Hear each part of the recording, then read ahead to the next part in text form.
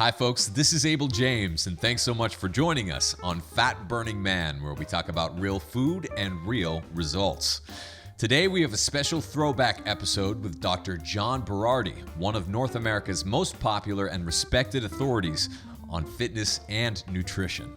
You're going to learn the pros and cons of intermittent fasting as a fat loss strategy, how to use multivitamins, and much more. Before we get to the show, here's the review of the week. This one is from Lisa Knight. Just listened to the podcast with Dr. Saul. OMG, I wish I'd known about this 30 years ago. Thank you. Lisa, I'm glad you enjoyed the show with Dr. Saul. If you're listening and you haven't heard that one yet, go back and check out the show with Dr. Saul to see how you can upgrade your health with vitamin C. It's one of my secret weapons, especially when I get stung by a scorpion. Now, did you know that more than 80% of your fat loss results come from what you eat, not how much you exercise?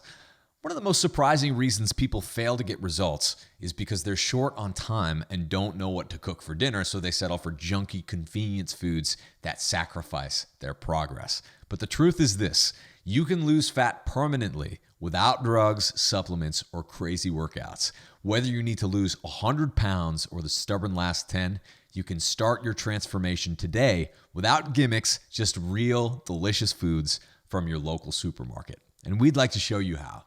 We spent over a year gathering the best paleo, grain-free, real food recipes from the top chefs on the net, and it's finally ready for you. It's called The Fat Burning Chef, and you're going to love it. The Fat Burning Chef is an e-cookbook with over 200 quick and easy recipes that will help you lose fat, avoid disease, and experience superhuman energy.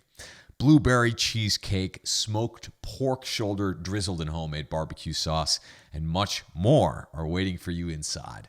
You can make these quick and easy meals in 20 minutes or less. These recipes are gluten-free, paleo, 100% real food, and no counting needed. And thousands of people all across the world are enjoying the recipes right now. Elizabeth says, my 4-year-old and I had fun making the zucchini meat boats with sweet potato medallions. Very good. Vicky says the bacon-wrapped meatballs were delicious, baked on a bed of cabbage. The whole family loved them.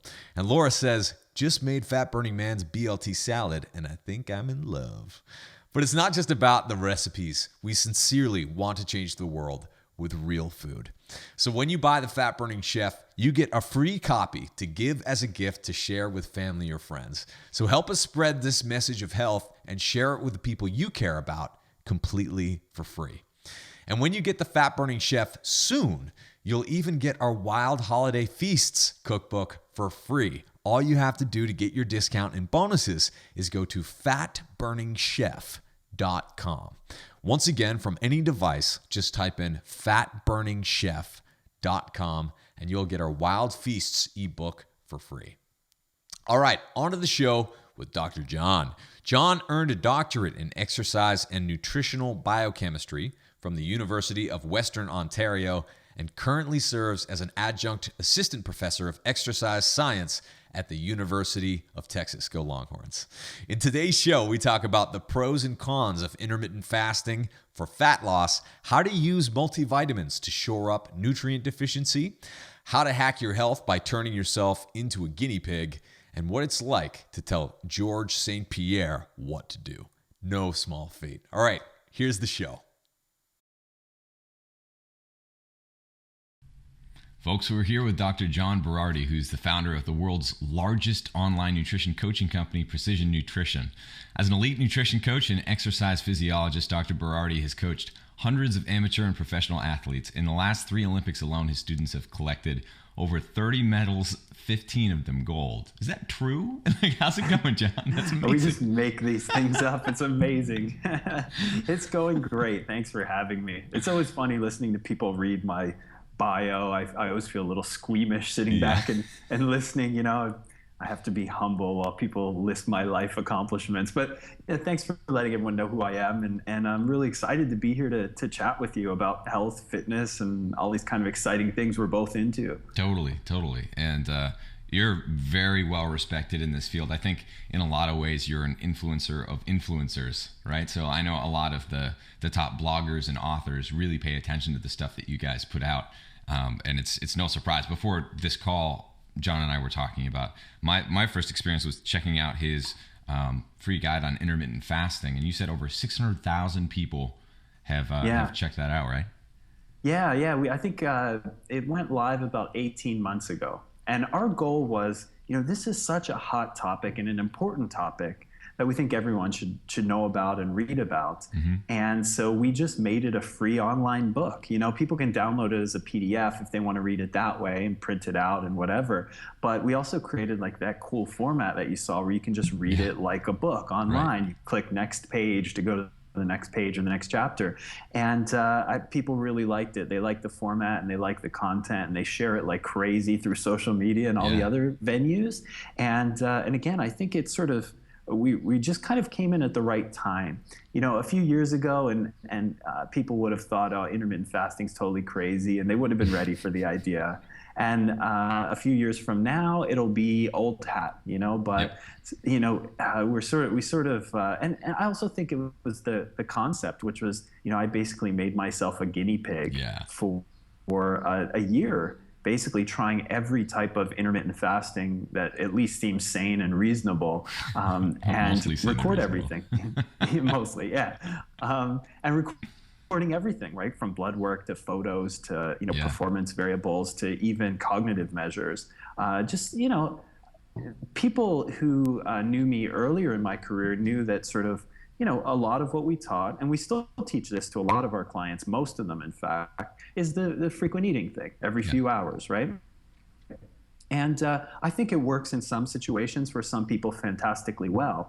But people were really shocked when I went out and put myself through what many people think is the opposite of that, right? Yeah. Which is eating very infrequently, sometimes only once a day, very big meals. Mm-hmm. So I'm glad that you liked it. I'm glad that you found it. And I'm glad that lots of other people are finding it too. So it can hopefully give them some perspective on the intermittent fasting thing. Yeah, and I've definitely shared it around to a lot of people. I'm sure I'll put a link to it on the blog post for this show. But can you talk a little bit, for the people who haven't seen that, can you talk about what happened to you over the course of time and trying all these different fasting regimes? Because the pictures are shocking. Yeah, absolutely. Well, I should probably set the stage with why I did it in the first place. Yeah. And the truth is, I've been doing this for 25 years in health, fitness, coaching people, and concerning myself personally with sort of nutrition and exercise, because it's what I do and it's what I love. So I am sort of the ultimate sort of test pilot of everything that comes out. Any new diet fad, any new training fad, I do myself. At my home, I actually have a gym, 700 square foot gym that, and we have testing equipment from metabolic cart to you name it. It's almost like a little mini exercise physiology lab. That's awesome. Right? So I test everything. And we could talk about some fun experiments I got in the pipeline in a few minutes. But, for me, when all of this discussion on the internet in particular around intermittent fasting was taking shape, and a lot of it was super contentious, right? There's just a lot of strong opinions, inflexibility, and strong personalities. Yeah, that's right. Yeah. And, I thought, well, I haven't seen anyone who seems to take a really objective, non-religious approach to this, which is, let me just go in with a completely open mind and no bias in one direction or another and give it a shot. The other thing was, for me, I was actually sort of reinvigorating my athletic career. I was a sprinter when I was younger, and I wanted to start sprinting now that I'm a master's athlete.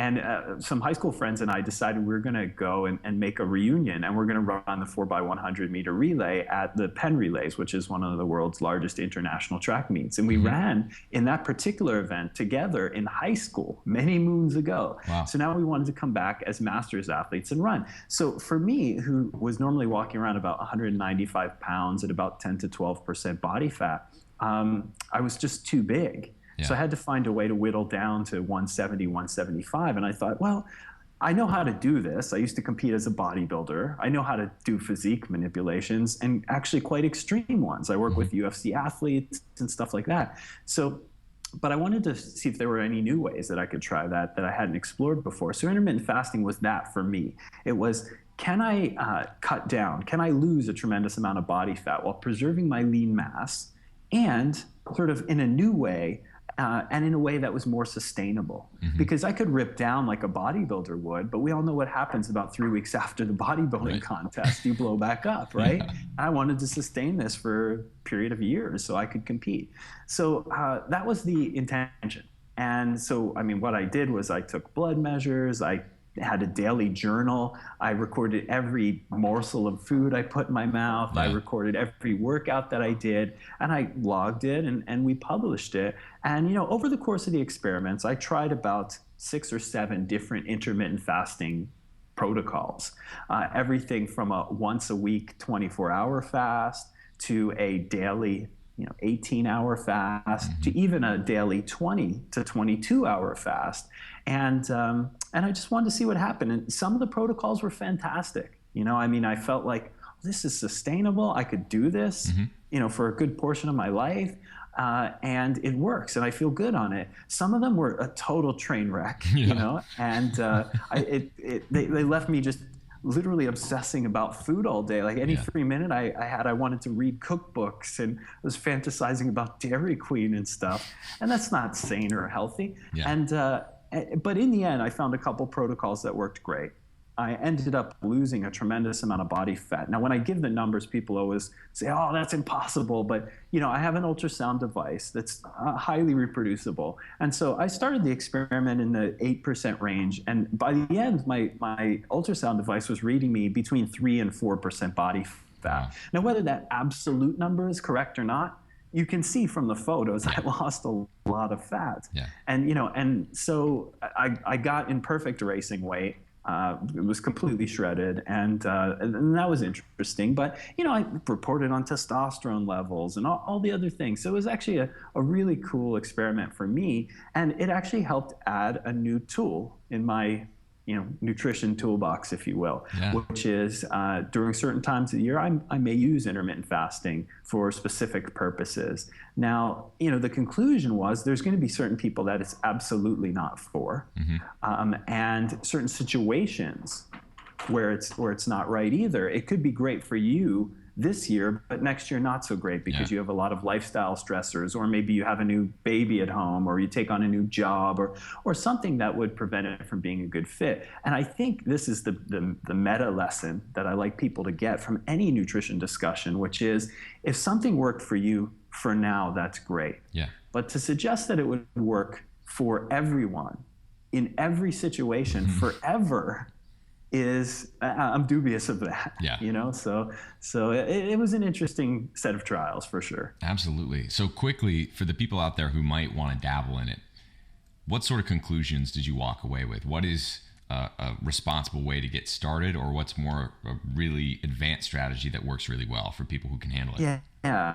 It's a good question. I think for people who are brand new to paying attention to nutrition, so you just decided, hey, I'm going to pay attention to this aspect of my life and get it handled. I wouldn't even start with intermittent fasting. What I would do is I would start with sort of what more frequent eating, actually quite the opposite in some cases. I mean, you still want to make fantastic food choices and you want to eat around your exercise appropriately and things like that. But I like the idea of getting those frequent opportunities each day to make healthy choices, because when you're choosing a new eating lifestyle, you're not just thinking about the food, you're thinking about the whole meta aspect of your life and how it fits into it. So you have to consider that you're practicing eating healthy as well as eating healthy, right? You're establishing a practice. That's a really good every point. single time you eat. So I love the idea of, for people very new, starting with a little bit more frequency of eating. I'm not saying be a slave to the every 2-hour thing, but eating more frequently, taking more chances to practice making good choices. So that's the first thing. For people who are a little more advanced and want to get started, I think you have to make sure you start intermittent fasting when your lifestyle stressors are better managed. Like if you're in a really stressful situation and you're training your butt off 5-6 times a week, it's probably not a good time to start another major stressor, which is intermittent fasting. It's a recipe for disordered behavior. It's a recipe for, if you want to call it, adrenal fatigue, and a host of other physiological consequences that people don't like. The other thing is, there's a lot of debate about this, but in women, there's some caution as well. women have a very delicate reproductive system that is fine-tuned to energy balance. So what ends up happening is when people intermittently fast, they end up eating less in many cases than they would otherwise. And in women, if that less is too less, you know, and if they're exercising hard, they end up upsetting the reproductive balance. And when that happens, it's not just about producing estrogen and making babies, right? It's about the feedback system to your brain. And that's when women get what we call crazy brain, right? There's this tremendous signal, like we need to make more reproductive hormones and make you fertile. So we're going to get your brain thinking any kind of thoughts that will get us there, right? So that'll mean obsessing over food. That'll mean obsessing over body image. So we're cautious about that. It's not to say that women shouldn't try it, it's just caution. And then the other thing is you have to make sure that the other factors in your life are supportive of this. For example, I have 2 young children at home, a 3-year-old daughter and a 1-year-old son. And my wife doesn't practice intermittent fasting. So I had to figure out a way to make that work within the context of what I have at home, right? I can't be like, oh, breakfast? I don't eat that. You know, you guys are on your own. Lunch? Yeah, I skip that one too. You know, I only eat my meals at 9 p.m. and I eat 5,000 calories and it takes me an hour and a half. So you guys are gonna have to bend around that, okay? Okay, kids, you know? So I feel like you have to factor all this in, you know? And when a lot of experts talk about food, they talk about it in a vacuum. You know, independent of what's going on in your life and in my life and all the factors. So if I sit up here and tell you, you should do this because it works for me or my clients, it's very hard to say you should do to someone else, really, because what I'm really saying is, well, in my experience with the people I've seen and the lifestyle I have, this works. And that's the best you can do. So on that subject of self-testing, which I think it's a really exciting time for that, because there are all these startups coming out where you can test all these different biomarkers, you know, for $49 or for free, and it's really coming to the end consumer. What do you recommend for people in terms of, I guess, a system of thinking around, like, does this work for me or does this not work for me? So for example, like a woman who starts fasting, she might be getting shredded and she can see a six-pack on herself for the first time. She's excited, but she's a train wreck, right? And is having all of these, you know, problems both mentally and physically. So she might think that it's working, right? But it's actually not really working, or it's working in certain ways. How do you, what's your thought process around that, especially with the people who you coach? Well, you know, I think, well, what you said last there is perfect, which is coaching. I think coaching is essential. If you're pretty new to this and you don't know what to evaluate, it's awesome to have someone to check in with. I mean, there's certainly the accountability piece to make sure you're following it. But then there's also that sort of wisdom that's associated with having experience and perspective that you just don't often have about yourself, in particular if you don't have a lot of practice, right? So my first thing is, I don't know why anyone would embark in a major lifestyle change without at least someone to check in with who knows what they're doing. You know, just a little bit of coaching. And I'm not saying you have to like take a second mortgage on your home to hire coaching, right? What I am saying is that there may be someone that you can find that you can check in with once a month, you know, or it's like personal training. The notion in people's minds is, yeah, but that's so expensive because every time I go to the gym, I have to pay $100 for someone to work out with me. Well, I'm like, well, that's only one model. Like you could actually hire a personal trainer to just start with you every new exercise phase. So it might be every 8 weeks, you check in with someone once or twice. That's not very expensive. So anyway, the idea is just, you know, start off with some coaching. If you feel like you don't even know how to answer the question, how do I evaluate if something's working?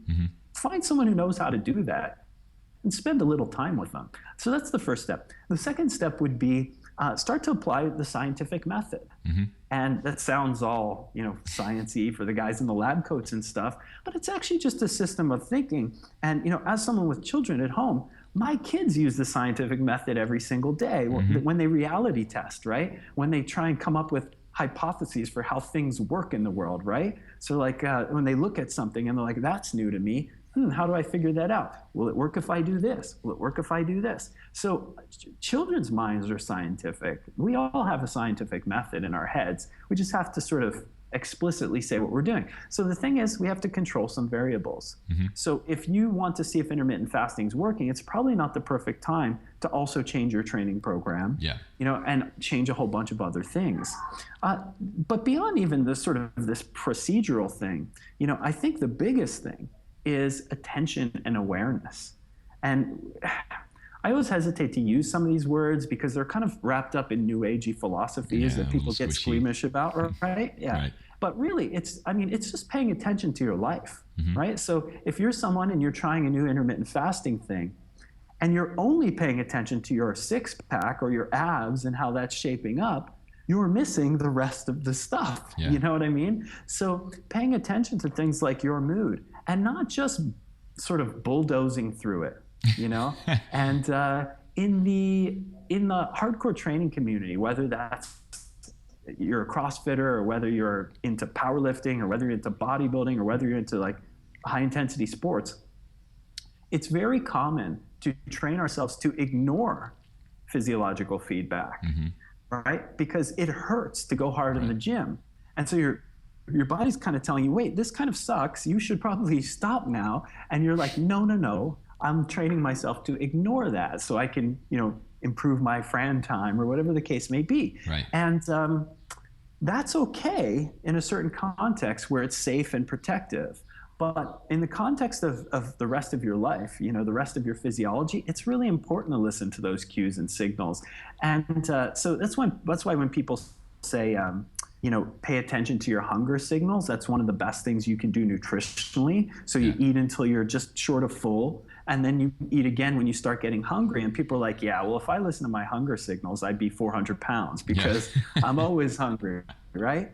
But the truth is, someone who says that simply doesn't know how to listen to their signals, And there's ways of getting at this. I mean, some people use meditation as a way to get at paying attention to themselves. Right. But you don't have to do that particular strategy. One thing we use with our coaching is just simply, for a short period of time, purposefully eating very slowly. So taking 15, 20 minutes to finish a normal meal, whereas you might have taken 5. By doing that, you start to see your attention open wide up. And it's really, really impressive because you also start to tune into your actual physical signals. It takes about 20 minutes anyway for us to feel satiety or fullness from a meal. And I know if I'm eating quickly, I could easily get 6,000 calories in that amount of time, right? But if I'm eating slowly, I let my body sort of take in what it needs. Right.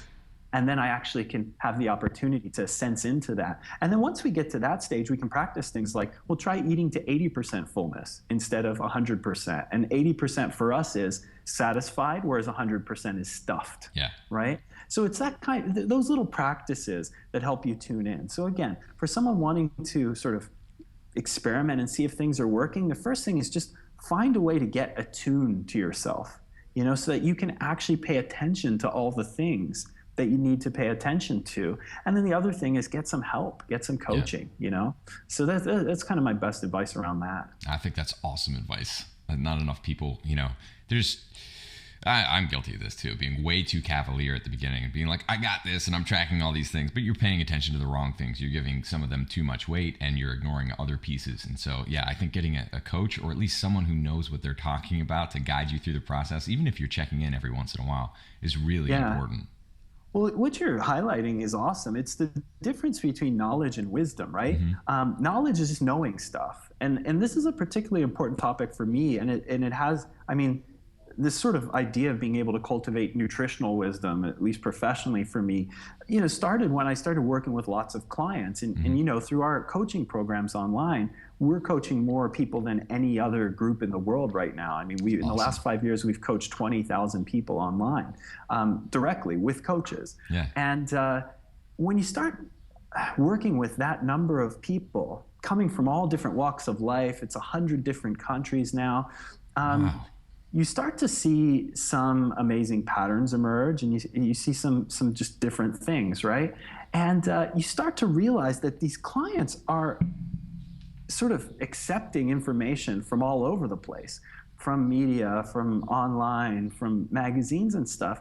And they're not necessarily just looking to get in shape or to tell me what to eat. Yeah. They need some help sort of curating the information that's out there, right? They need some help figuring out what matters and what doesn't. Mm-hmm. And when you say sort of people tend to be a little more cavalier in the beginning and they start measuring everything, and it's simply because they don't know what's important. Yeah. And that's what wisdom is, saying from the entire menu of options out there of what I can pay attention to and what I can try, there may be only 2 or 3 things that are really important right mm-hmm. now. So cultivating that wisdom is the best thing that we can do as self-experimenters, as nutrition or fitness professionals.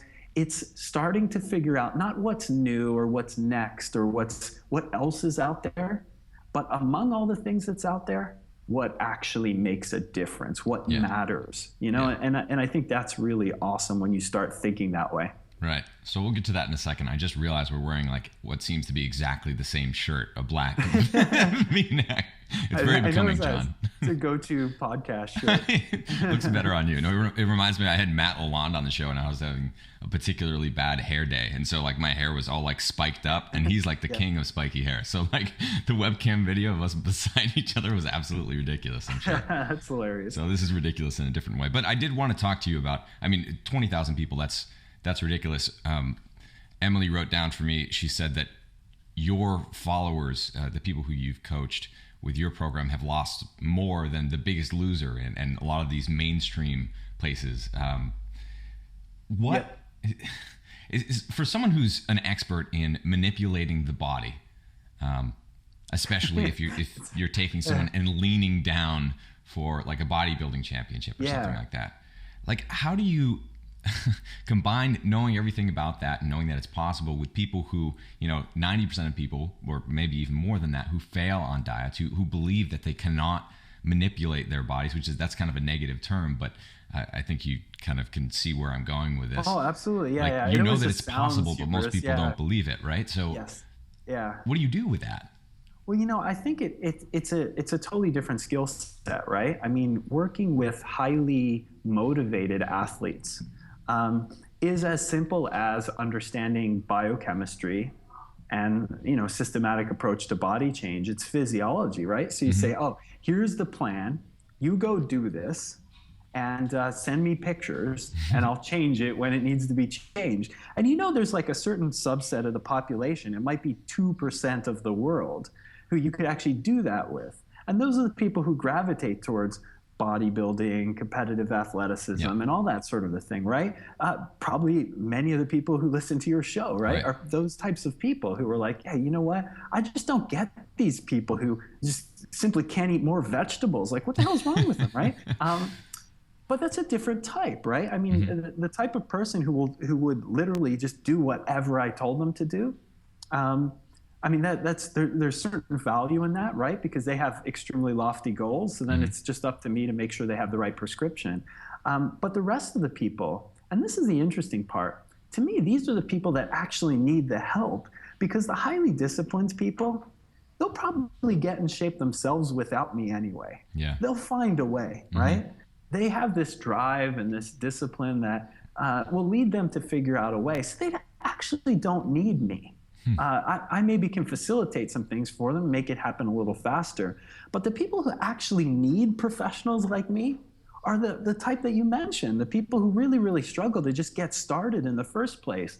And that skill set is, you could call it a psychological one, but I think that devalues the skill set itself. Really what it is what I like to call a progressive model of nutrition. And the analogy I make is this: if you're new to the gym, no one would expect you to just pick up a bar and start doing snatch, right? You're like, your strength coach wouldn't be like, hey, okay, here, watch me, and then, right? Now you do it, right? You're just not going to do, you're not going to take, I mean, some people might, but a good coach won't take that approach. Right? Because there are a series of very complicated movements and neural patterns that have to be trained to get to that place. So maybe it's a 6 or 8 week progression, and you chunk out the movements and you make sure there's no movement restrictions and that sort of a thing. And you look at sort of limiting factors. Why don't we do that in nutrition? It drives me totally bonkers, right? I mean, you're like, all right, cool. paleo is the best. So someone who comes in and wants to get in shape, we're like, you got a paleo. Yeah. Okay, cool. What do I do to paleo? Well, you just have to laundry list of things. It's essentially the equivalent of me being a highly trained and competent Olympic lifter, telling someone to just, well, all you have to do is just pick up the bar, shrug, flip it, and you're done, man. What the hell's wrong with you? You can't do this. So for us, it was, how can we do the same thing in nutrition? Can we create a progression model? What's the first thing that a beginner needs to know or do so that they can build upon that next? You know, and for us, it's part of this is thinking of it in terms of limiting factors. And a limiting factor is something that stands in the way of basically unlimited progress, right? So if there weren't limiting factors in the world, professionally, nutritionally, physically, we would just get better in a linear fashion all the way to eternity, right? We just keep getting better. But there's always something you butt up against, right? I mean, it could be genetics, it could be whatever. So what we're looking for are limiting factors for people. So when they start nutritionally, what is their limiting factor? What's the thing that prevents them from feeling motivated or from actually, you know, producing the right amount of insulin in response to a meal, whatever it might be? And we look at that. And for us, it actually begins with deficiencies. You know, if you look at the North American population in particular, but it's starting to be true globally, there are a series of deficiencies that almost every person who doesn't pay attention to food has. I mean, a lot of people are dehydrated, so that's a water deficiency. We see tons of protein deficiencies, essential fatty acid deficiencies, and then we see deficiencies in a host of vitamins and minerals. There was a study published not too long ago in the Journal of for the International Sports Nutrition Group, and when they looked at hundreds of people and they looked at a breakdown of their nutritional plans and their intake, not a single one of them had a completely adequate diet. And these were people actually following popular diets, paleo, the Mediterranean diet, and on, right? So there wasn't a single person they found who had completely adequate deficiency-free intake. Wow. Right? So it's enlightening. You know, the idea that if we were to fix some of these deficiencies right out of the gate, people would start feeling better immediately. And a great example I always give of this is when you give prison inmates a fish oil pill and a multivitamin every day, the incidence of violent behaviors goes down like 60%. That's nuts. And so then they said, well, wait a second, what exactly is going on here? Because it's not like the doses weren't high enough that they were getting like some super B vitamin influx or something, right? Well, we're just fixing deficiencies. So what if we gave it to kids? And the same exact thing happens. ADHD behaviors, violent behaviors on the playground, all these things are improved dramatically. And what I think we're really just looking at is not this mystical power of fish oil, but it's just the elimination of a deficiency makes a human being behave, act, and function properly again. You know, so that's the first step. What are the deficiencies we can get rid of? And then people start to feel things like motivation. That's why in our coaching program, for example, the first habit we have people follow is take essential fatty acid supplement. And is it the most sort of holistic nutritional practice? That's debatable. But what ends up happening is we get rid of a deficiency that's standing in their way immediately. And then we introduce other things to get rid of deficiencies. And then we start talking about things like, you know, what's the right carb, protein, fat ratio for you and that sort of a thing. So it's a bit of a triage process, right? It's what is the, where are you bleeding the most right now? Let's deal with that. Okay. And the thing is, once you fix those things, in particular deficiencies, all of a sudden those people who couldn't follow a diet before, who couldn't find the motivation to get to the gym, all of a sudden are excited about going to the gym.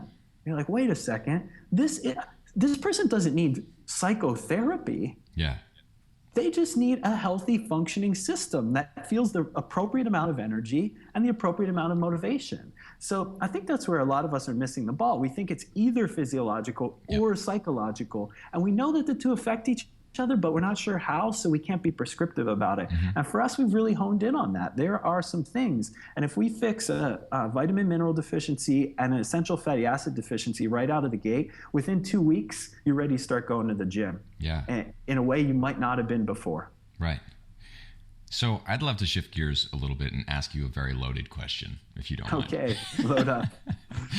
So clearly things have been getting worse for the past few decades, like very rapidly. You know, the amount of obese children, adults, we're all getting fatter and sicker, aside from this kind of like sliver of nutritionists and people who are interested in physiology or bodybuilding, like you said before. Why are things so bad right now? Yeah. Well, it's because, everyone's not paleoing, right? I'm just kidding.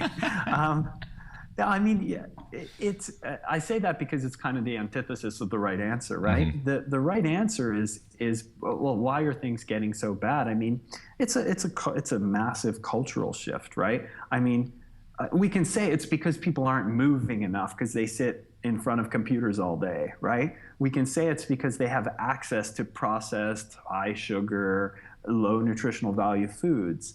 And that's also true.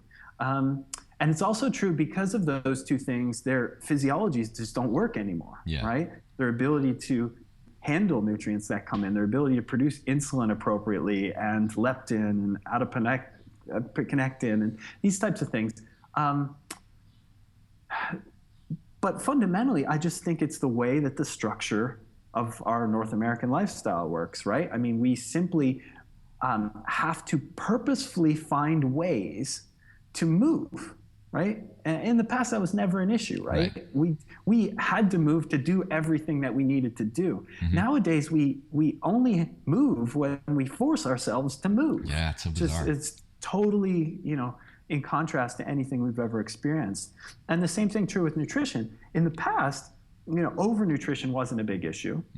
And I don't even mean like our, distant past, only a couple decades. Right.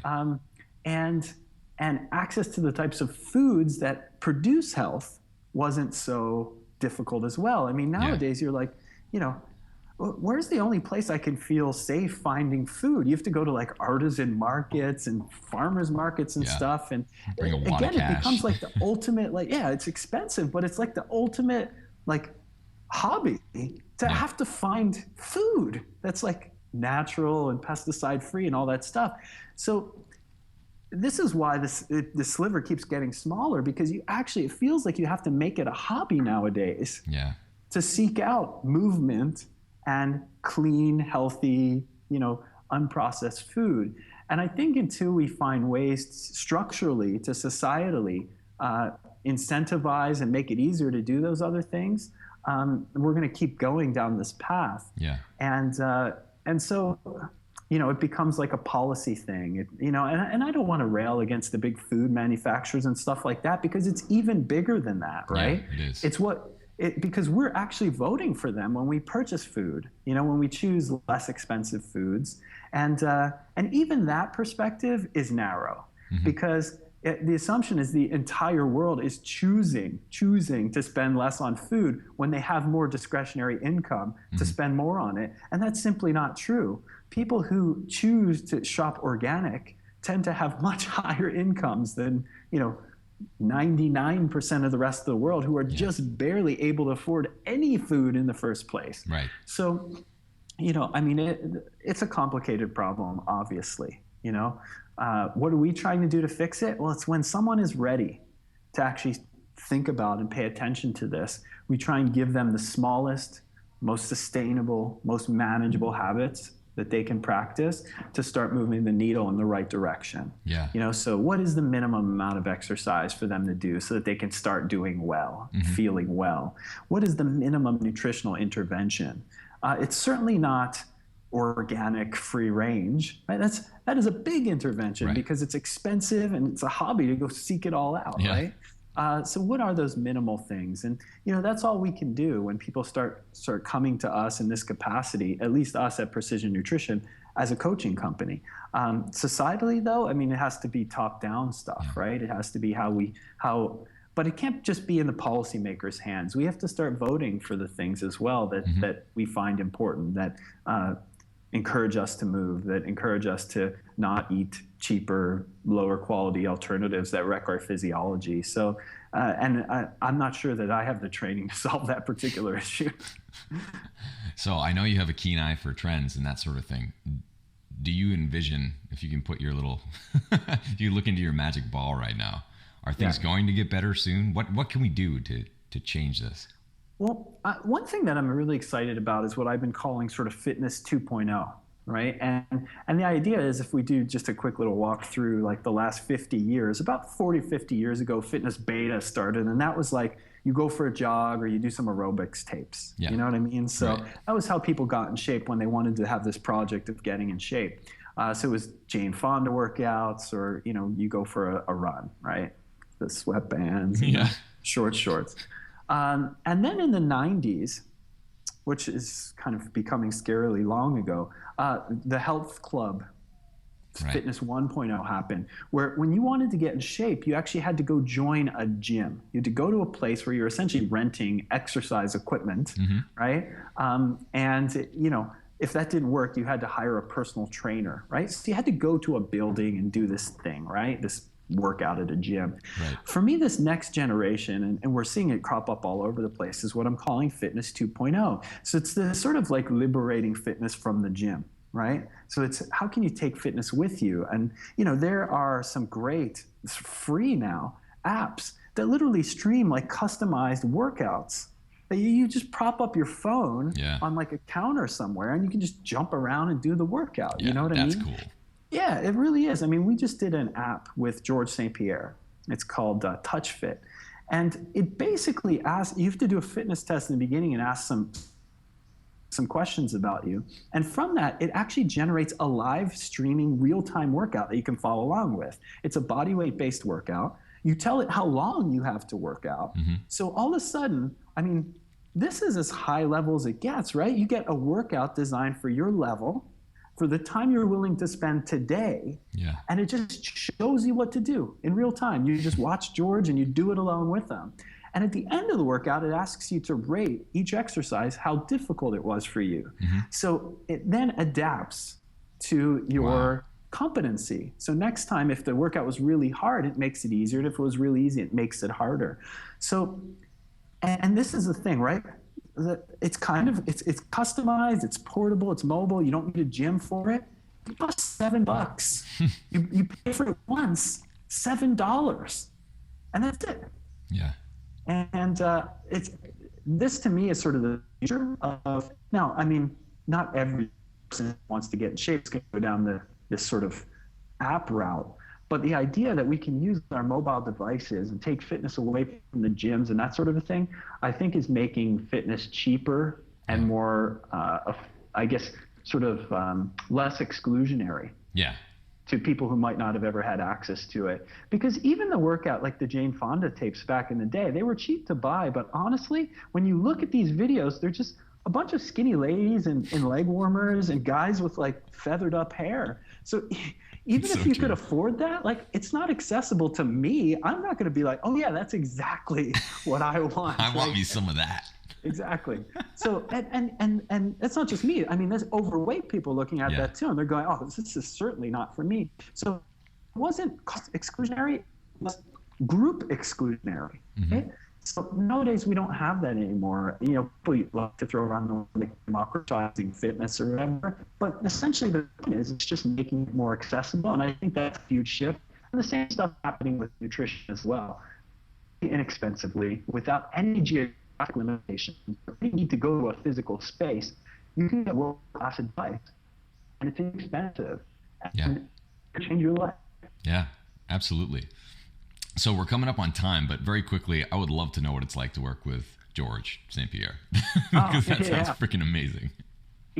George is a fantastic guy. I met him for the first time in 2006. I think it was 2006, leading up to his second fight with BJ Penn. So for UFC fans, they'll probably remember that.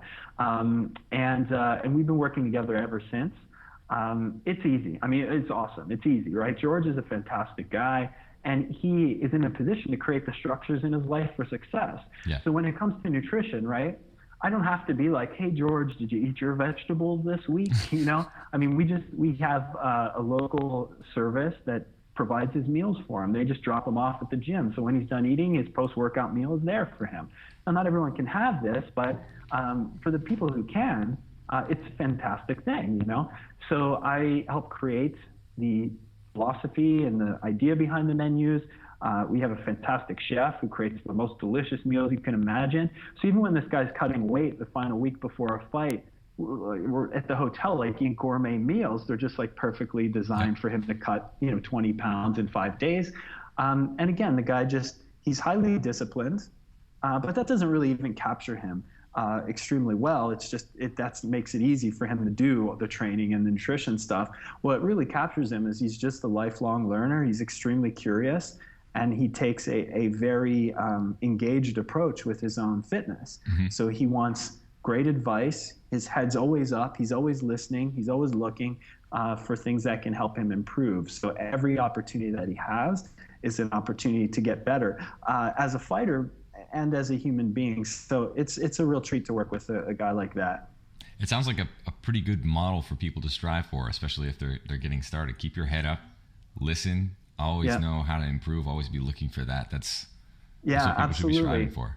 And part of that is just his general philosophical approach. Like, the guy likes to play chess, and he likes to read philosophy, and he likes to, again, whether he would call it this or not, what I like to call it is cultivate wisdom. Yeah. So take an active approach to learning to practice wisdom in your life. So rather than just collecting information or just putting your head down and bulldozing through life, it's how can I actually cultivate this concept of understanding, curating knowledge, and becoming wise. And I think it's a practice that you have to do every single day.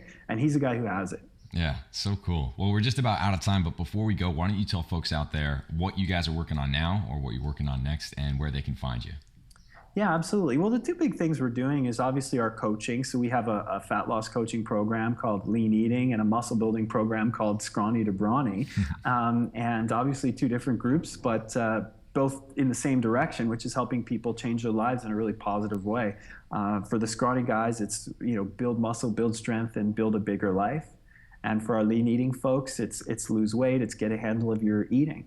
And your nutrition and that sort of a thing. And the other thing is we have a professional certification for fitness pros. So this is actually a huge part of our business. And every year we certify about 6,000 fitness professionals through our precision nutrition certification. So this all generated from people saying, whoa, those results you guys get in your coaching programs, like, I love to learn how to do that. And we said, okay. So it was a tug from the community saying, like, hey, can you create something? So we did. We created a really, really high quality 600-page textbook that covers everything you need to know about nutrition on a professional level. Mm-hmm. And then we have like video lectures and the whole deal. So I know we're running out of time. I don't want to go on and on about that, but those are the two big things we're working on.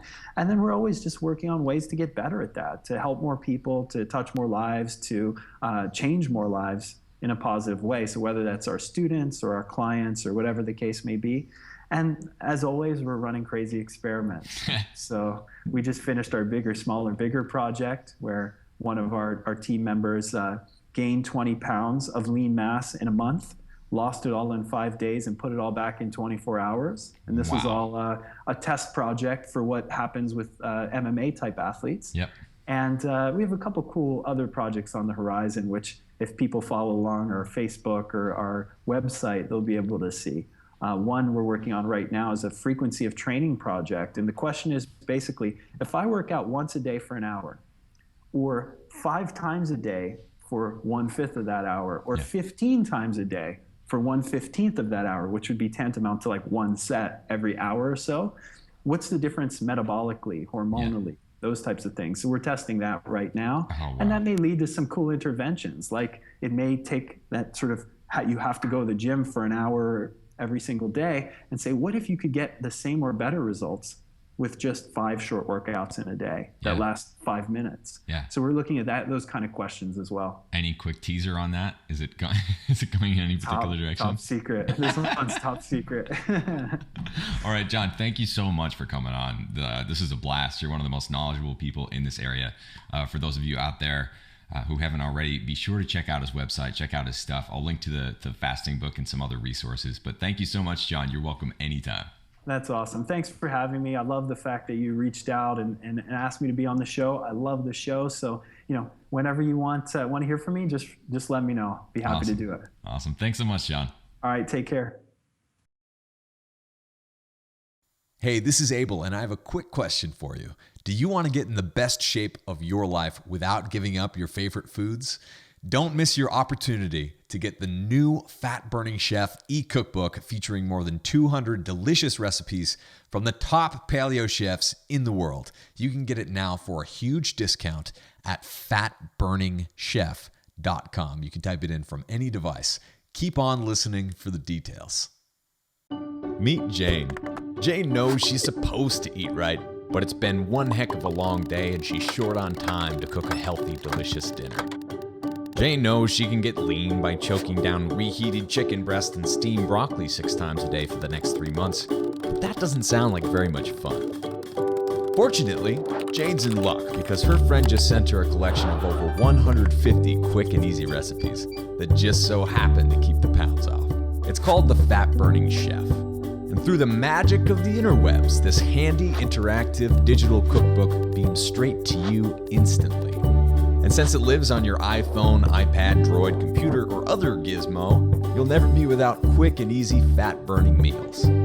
But it's not just about mouth-watering recipes.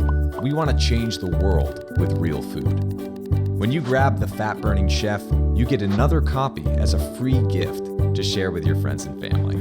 So if you're short on time and want to know what's for dinner tonight, head on over to fatburningchef.com and we'll fix you right up. Bon appetit, Jane.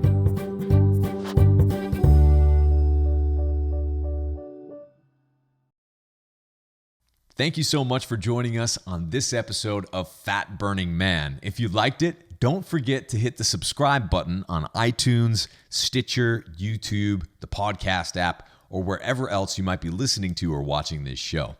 Got a second? Please leave me a quick review on iTunes. I always love hearing from you, and if you think someone else might like and benefit from this free show, please take a second to share it with a friend or with a family member. You can get in touch with me on Twitter at FatBurnMan and Facebook by typing in Abel James or Fat Burning Man. Drop me a line anytime. Did you know that I've recorded over 150 episodes of Fat Burning Man, winning 4 awards in independent media and hitting #1 in more than 8 countries? And here's some more good news. You can download and listen to every single episode for free. All you have to do is type in fatburningman.com. I'll give you a second to type it in, fatburningman.com. And you'll get all the show notes in video and audio versions for all the past episodes of Fat Burning Man. Better yet, enter your best email at fatburningman.com, sign up for my newsletter, and I'll even send you a quick start guide to start burning fat right now and a few of our ridiculously tasty recipes as a special thanks for signing up. Once again, just go to fatburningman.com right now, enter your best email to get your free fat burning download straight to your inbox, and make sure that you never miss a show again. This is Abel James signing off. Thanks so much for listening, and have a great week.